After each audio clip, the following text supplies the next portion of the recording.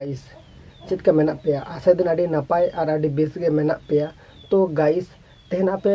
इना मोहना तरफ खन मीटिंग माने रियल लाइफ रे इनको प्रॉब्लम से इनको दिक्कत ना सामना हुई लेना इना बांग रहो जहाँ होड़ा के इनको हुई लेना। तो इनो प्रॉब्लम करना कथा गिन आपन शेयर। तो इन लाइफ रे इनको हो प्रॉब्लम हुई गया से लाइफ रे इनको हो रिलेटेड हर को मेना को भांग बाड़ायन ओकाटा तीन सही गया। तबे इन जतटान बुझ कदा से जतटा बाड़ाय दाड़े कदिन ओनागे आपेन शेयर आपेया। तो कथा दो आजम पे कथा दो इनकन भाबते स्टार्टवा माने मीटिंग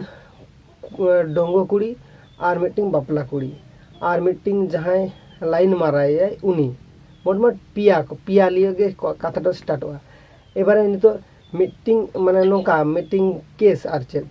माने मीटिंग ओड़ा रे आजू मेनाया आई कुड़ी गिद्रा मेनाया नुकिन बारहड़ तहनेकिन ओड़ा रे गिद्रा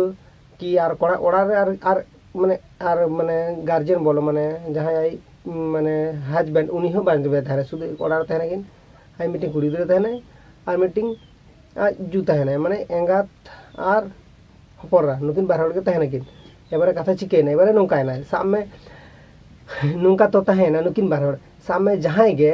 चुदाम हो तो कुसी कनम उनकी नम तो आई हपरत कुसी कनम उनी नेलते हो तो हपरत नेलते कुसी कनम। एबारे सामे हपरत कुसी कनम आम बड़े हो तो हपरत नंबर नेम के हपरत साला इन रोड़ा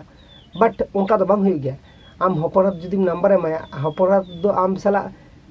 फेस टू फेस सामना सामने हेज लेखने को ये रोड़ा में ओनागे आर जुदी नंबर एम कदिया खने ताहले माने हपरत तो बाय रोड़ा तखन माने आजू रोड़ा माने इनकन प्रॉब्लम आम बुझगे बांध दाड़िया इनकन हो हर को मेना को माने मिद साथ भाग आजू आर हपरात बाहर के मिद साथ मीटिंग कोड़ा साला रोड एकिन। एबारे सामे नुई साला चल लखने माने चा जखन सेनवा देखा से होआयम तखन आई हपरात भेजाये। एबारे हिसुर हे लखने रोडटा बुझ दाड़े गेम को भेगार भेगार बुझु कना से तबे रोडटा तो पूरा सेम टू सेम एक ही गया बांग बुझ दाड़ाम माने जहां जुदी माने बाय चला नोंकन पोजीशन रे बाय चला जे इन बांगा रोटा इन भेगार भेगार किन बुझेदा इन कन्फर्म हुईतना अकय रोड़े ओनाटा ओना जुदी कन्फर्म दाड़े खाना को ताहले भागी आजाय को बाको दाड़े को इनकन हर हो मेना कोआ। तो इनकन प्रॉब्लम आडिगान हर मेना को आडिगान हर हेना को खातिर ते नोंकन प्रॉब्लम रे ठोका कना को आको बाको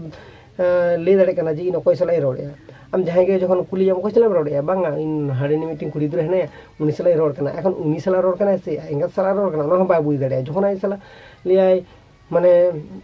मिटिंग 14-15 बछर नि जुदी कुड़ी गिद्रा हो जुदी हुई उनी मा ऑलरेडी आडी आइमा कथा तो बाय सेणाय गया ए रहो जहाँ तीनों के कथा सेणाय आम जुदी मिटिंग जहान कथा के रोड़ कथा रना जुदी उत्तर एम दाड़े आमाय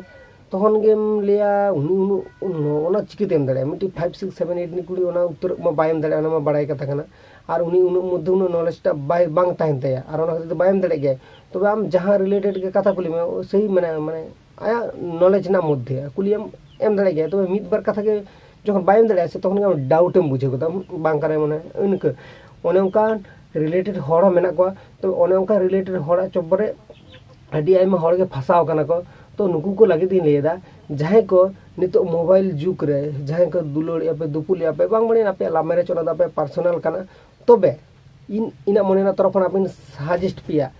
आपे फेसबुक बोलो माने रंग नंबर बोलो इनु सब चब्बरे आलो पे तहेना और इनु सब चब्बरे जुदी तहन खाना पे लाइव बर्बाद है ना माने आम जुदी नितो एम नेला फेसबुक रे व्हाट्सएप रे माने डीपी छवि माने आडी माने एटा एटा के लगा का आम बांगेम बुझ दड़िया जे अकय माने अकय साल आम रोड़िया इस हेवी माली नाम कदिया से हेवी कुड़ी नाम कदिया आडी झकास के नेल एबारे रोड़ियाम आदो रोड़ ते चिकेना आम लिए मिते देखा में से आदो जखन देखा चला बापारे ओने उनका नहीं बापारे ओना खाना मा माने नेतार माने चेद इन लिया और बानले गना ओना विरुद्ध रे। तो ओने उनका प्रॉब्लम हुई करा। तबे नेल पे जहां को रोड़ आपे इनको खना बांचा रे तहन पे बाखान आडी प्रॉब्लम से आडी दिक्कत रे नुरु आपे और इन बांगिन चाया